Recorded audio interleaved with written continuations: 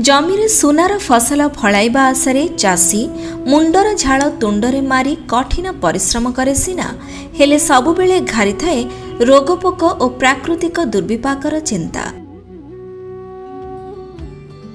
एही चिंतारू चाषी कूल को अनेकांशरे मुक्ति देउछि प्रधानमंत्री फसल बीमा योजना बा PMFBY।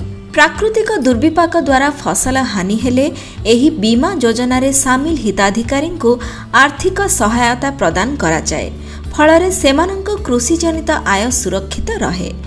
चलित वर्ष खरीफ ऋतु पाई 8टी फसल यथा धान, हरड़, मक्का, चिनाबादाम, कप्पा, मांडिया, अदा और हलदी को एही योजना रे सामिल करा जाइछि एवं एथिपाई पंजीकरण प्रक्रिया एबे जारी रहिछि, जहार शेष तारीख हेउछि 31 जुलाई 2021। एबे जानि नियंतु केउ 5 प्रकारर फसल हानि हेले ताहा बीमा परिसरभुक्त होइथाए।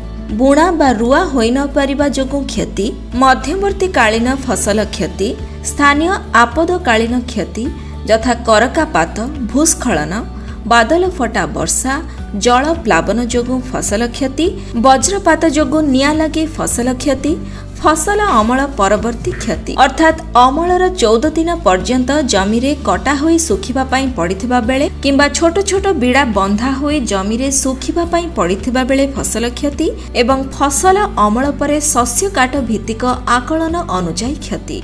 एही योजना रे क्षय क्षतिर आकलन परे बीमा एकक हिसाब रे क्षतिपूरण मिलिथाए।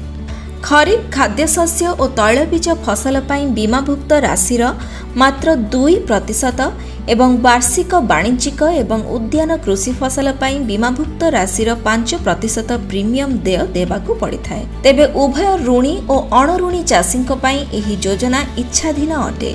प्रधानमंत्री फसल बीमा योजना रे पंजीकरण पई निकटस्थ बैंक, जनसेवा केंद्र, प्राथमिक कृषि समवाय समिति, बीमा कंपनी किंबा बीमा कंपनीर एजेंसी सह जोगाजोग करंतु अथवा 1801801551 रे किसान कॉल सेंटर को किंबा 155333 रे आम कृषि कॉल सेंटर को फोन करंतु।